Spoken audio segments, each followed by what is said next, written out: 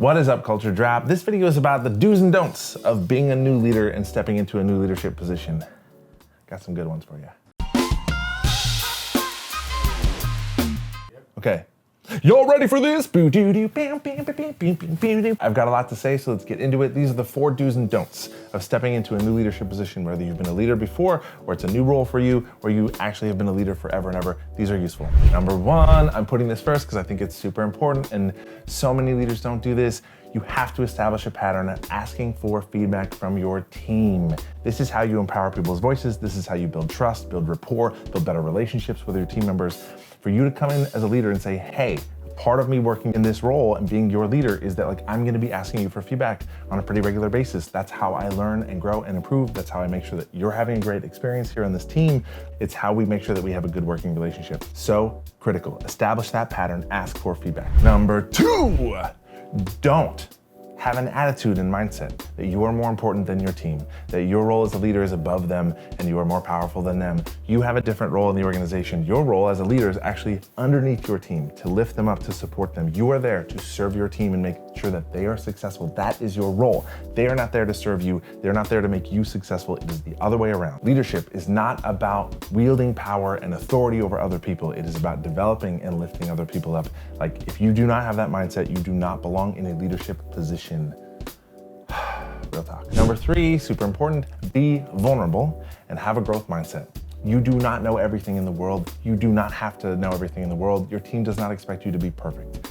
So many leaders put on a false front of, I know everything, I'm perfect. Don't do that. It is okay to not know everything in the world. It is okay to be like, I'm growing, I'm improving. That's why we ask for feedback. You having a growth mindset of I can learn things, I can be adaptable, I can grow. I know that some things I'm great at, and I also have a lot of areas of opportunity to improve. That is the strongest, most powerful way to move through the world as a leader. It rings true. People will trust you for being honest with them and being vulnerable and real. 4, don't. This is a pitfall for a lot of new leaders and people that haven't been in a leadership position, or people who become leaders of a team that they were just on.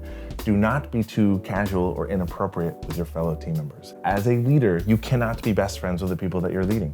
You have to have professional boundaries. You can't cross that line. You can be kind and polite. You don't have to be mean to people. You cannot be best friends with them because at some point you might have to give that person difficult feedback. You might have to fire that person or let them go. It is a conflict of interest to be too close and too unprofessional with your colleagues. Part B of that, which is critically important, and also so many leaders violate this, shameful behavior. Do not ever talk badly about other team members. It is the opposite of having integrity. People will not respect you and like you for that. It's the weakest sauce move you can do as a leader. Don't ever do that. Number 5, do invest in your ability to resolve conflict, have difficult conversations, and communicate effectively. This is so important. Giving and receiving feedback, these are things that you need to be highly skilled in. Do not wait for your organization to provide training in these areas. It will make your life and job easier if you're good at this. You need to know how to resolve conflict. You need to be skilled in nonviolent communication.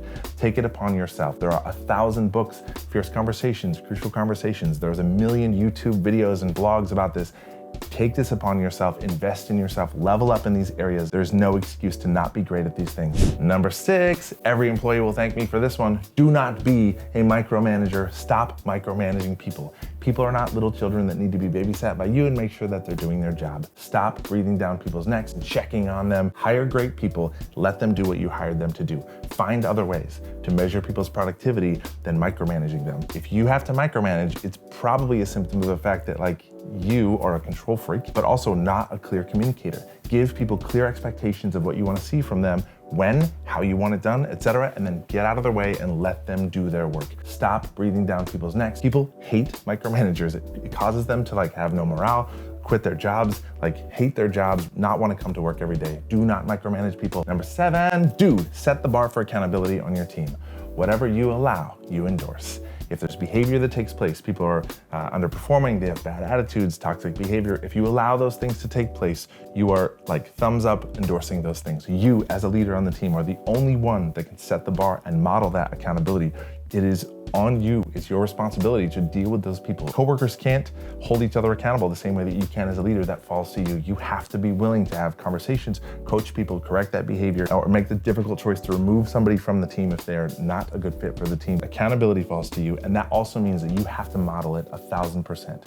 Do not violate ground rules of engagement and what you want exceptional behavior from your team, you cannot violate that as a leader. That falls to you. All right, last one, number 8 is do not break your word. You have to be impeccable with your word. If you say you're gonna do something, do that thing. Be reliable, follow through, say what you mean, don't mince words, don't make false promises. Show up in a way that people can trust that if you say something to be true, it is true. And there's gonna be times when that doesn't happen because something changes or whatever. Take ownership of that. Don't defend it. Be impeccable with your word is so important. Don't be untrustworthy. Ooh, all right, that is a lot of things. Being a leader takes a lot, but it's an important role and it matters. So that's it. Go be awesome. Thanks for watching. Subscribe to our channel, or you can sign up for the Culture Drop mailing list and get these emails and videos right into your inbox.